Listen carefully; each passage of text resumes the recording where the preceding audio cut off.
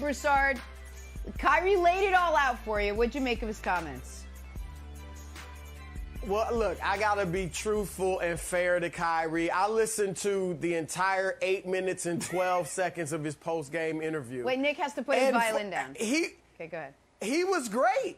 He said all the right things. And I don't mean politically correct things, but he said all of the things that need to be said right now about the Nets. He talked about their poor and horrible defense. He talked about them not being able to take all these bad teams lightly, which they've done all year. He talked about not settling for being average and mediocre. So he said the right things, but for that little 10, 12-second stretch where he just went off the rails and started making all these excuses. So, I get the frustration with your best player, a guy who's already had COVID, just by a strange incident having to sit out the last 2.5 games, and it'll probably be the next game as well. So I get that frustration in a shortened season where they need to be on the court together. But here's what I would say to Kyrie, James Harden, Steve Nash, all these guys.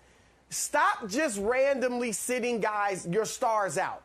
They don't have time to waste. Even if they had blown Detroit out last night, I don't know what I could have taken from it because Kevin Durant's not there. These three guys need to get used to playing with each other.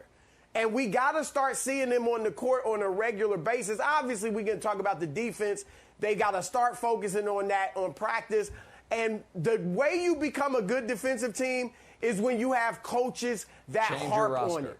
Most players by themselves are not going to just say, buckle down and play great defense. They got to start harping on it in practice more so than the offense. So a few things here. One is, you're right, Kevin Durant wasn't there. And you just can't expect James Harden and Kyrie Irving to be able to deal with Jeremy Grant and a Plumlee brother without KD. So I get it. You can't hold this loss against them. The Nets obviously were outmanned and outgunned last night by the Detroit Pistons. And, guys, I know we can't talk about the defense because how do you talk about something that doesn't exist? You just can't. I mean, they allow 120 every single night.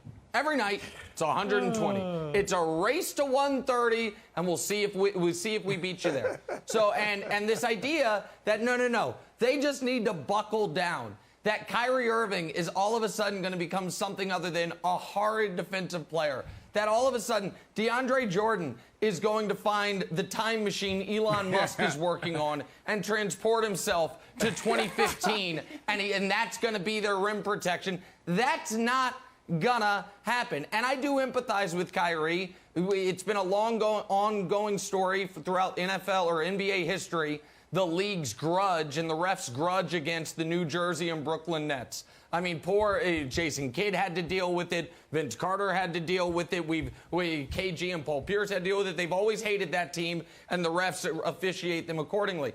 But I'm just asking to Brandon, to Broussard, at what point does the fire get big enough for you to say there might be a fire?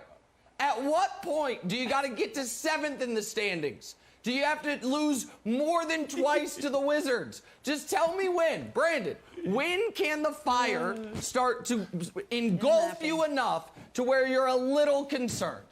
A little concerned. We talked about this 3 weeks ago. I did the same thing. I said, wake me up in mid-March. You know this, Nick. Well, these guys aren't playing. What's today's date? Like, what do we know? What do we know these guys for? We know them for their offense. Brandon, you should be a little bit nervous. Not wildly nervous, but a little bit nervous.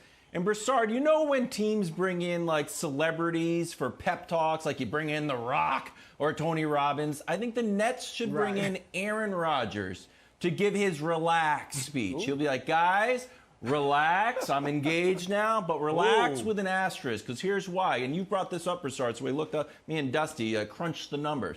The Nets are 7-6. LeBron's first year with the Big Three, they were 8-5 after 13 games. So look, it's just one game, and you did it well. Also, their Big Three is actually just the Big Two.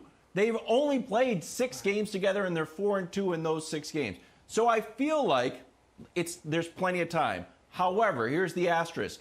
This play was getting a lot of play on social media where DeAndre Jordan is basically, I'm not saying giving up, but it's not, this is not Defensive Player of the Year after go ahead, get one. There you go. It's like something you do with your buddy, or if you're playing basketball with your mom, and you're oh, good shot, Mom. And then there you see Harden talking to DeAndre Jordan about defense, which I don't know if I'm hold on, is this James Harden lecturing me about defense? So you're in a bad spot. So I think there's time to relax, but there is cause for concern. So I know those feel like they're two competing statements, but the worry meter is ratcheting up by the day, Broussard.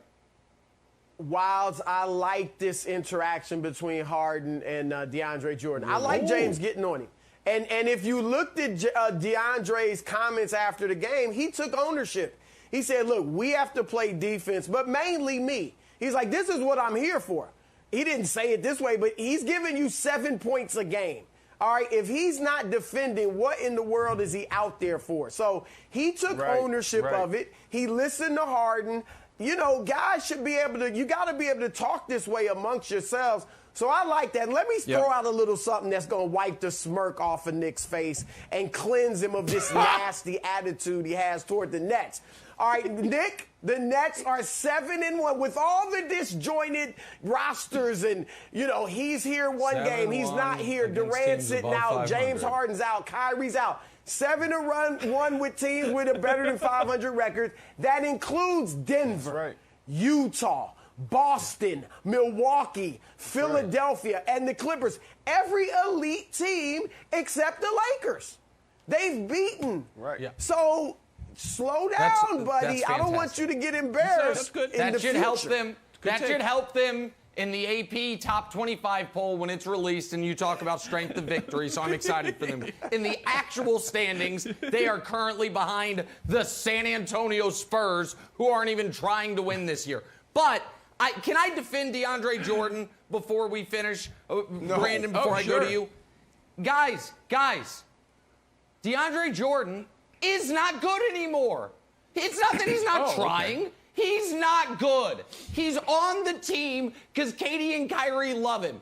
And this idea, this is like in the playoffs last year. If we're like, man, why isn't J.R. Smith being better? Because Swish wasn't good anymore. He was there because he's Bron's guy. So this idea of no, guys, once Steve Nash and Mike D'Antoni get the message to Kyrie Irving and DeAndre Jordan and James Harden, they're going to turn a switch to go from the worst defense in basketball to passable.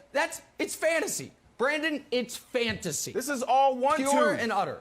Thanks for watching. Subscribe here to get the latest from the show. Also, be sure to check out more of the best clips from First Things First, or go watch a few segments from our other shows on FS1.